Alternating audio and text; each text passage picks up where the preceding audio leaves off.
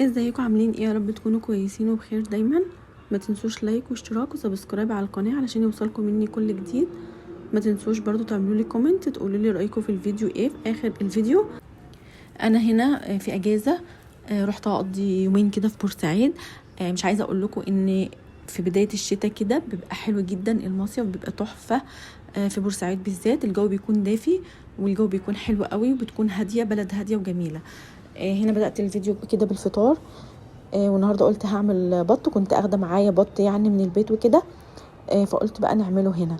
اول حاجه جبت كده البطه وكانت متجمده يعني في الفريزر، فقلت افكها كده في الميه وبعد كده قطعتها لقطع صغيره، لان الحله اللي هنا في الشقه دي كانت صغيره جدا، كانت اكبر حله تقريبا مقاس 24، فكانت اخده البطه كلها، فقلت اقطعها.